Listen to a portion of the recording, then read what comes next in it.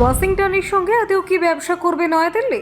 Supreme নির্দেশের পরেই মিলল অশনি সংকেত। কিন্তু কি সেই অশনি সংকেত? সুপ্রিম কোর্টের বড় ধাক্কা। ট্রাম্প ট্যারিফের রায় থমকালো ভারত আমেরিকা বাণিজ্য বৈঠক। ওয়াশিংটনে বৈঠক বাতিল, নয়াদিল্লির সফর স্থগিত, বাণিজ্য সমঝোতায় অনিশ্চয়তা চরমে। জরুরি আইনে শুল্ক বেআইনি, আদালতের রায়ে চাপে ট্রাম্প প্রশাসন। ট্রাম্প ট্যারিফে ব্রেক, ভারত আমেরিকা অন্তর্বর্তী চুক্তি এখন ঝুলে। কংগ্রেসের অনুমতি ছাড়া শুল্ক নয়, সুপ্রিম রায়ে বদলাচ্ছে খেলার নিয়ম। আংশিক শুল্ক বন্ধের ঘোষণা, তবু অনিশ্চিত দ্বিপাক্ষিক বাণিজ্য আলোচনা। দেখুন ঠিক কি ঘটল। ভারত আমেরিকা অন্তর্বর্তী বাণিজ্যিক সমঝোতা ঘিরে হঠাৎই তৈরি হয়েছে অনিশ্চয়তা। পূর্ব নির্ধারিত সূচি অনুযায়ী দুই দেশের প্রতিনিধিদের বৈঠক হওয়ার কথা থাকলেও তা আপাতত স্থগিত হয়েছে। আন্তর্জাতিক সংবাদ সংস্থা রয়টার্স সূত্র উদ্ধৃত করে জানিয়েছে, আইনি জটিলতার কারণেই বিলম্ব।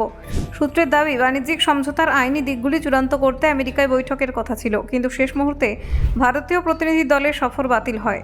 রবিবার নয়াদিল্লি থেকে রওনা দেওয়ার কথা থাকলেও সেই পরিকল্পনা বাস্তবায়িত হয়নি।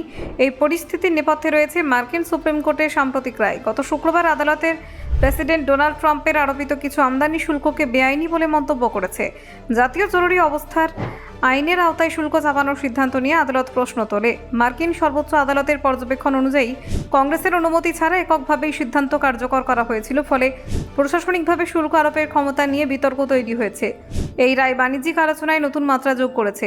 আদালতের নির্দেশের পর মার্কিন প্রশাসন আংশিকভাবে শুল্ক প্রত্যাহারের সিদ্ধান্ত নিয়েছে।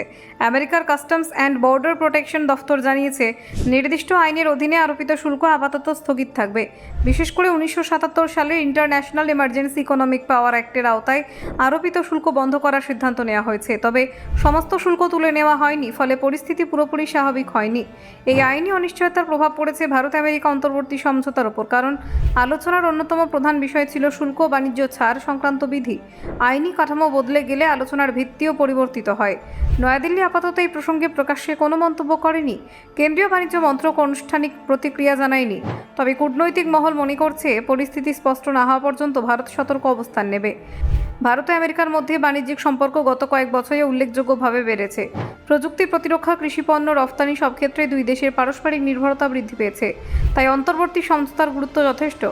বিশ্লেষকদের মতে, সুপ্রিম কোর্টের রায় মার্কিন প্রশাসনের নীতিগত অবস্থানে চাপ তৈরি করতে পারে। কংগ্রেসের ভূমিকা আরও গুরুত্বপূর্ণ হয়ে উঠতে পারে ভবিষ্যতে। এতে আলোচনার সময়সীমা দীর্ঘায়িত হওয়ার সম্ভাবনাও রয়েছে। অন্যদিকে ভারত এই পরিস্থিতিকে কৌশলগত সুযোগ হিসেবে দেখতে পারে।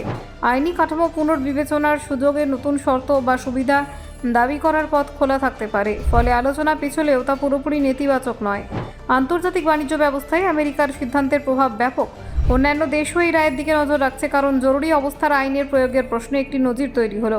ব্যুরো রিপোর্ট, অজানার দেশে।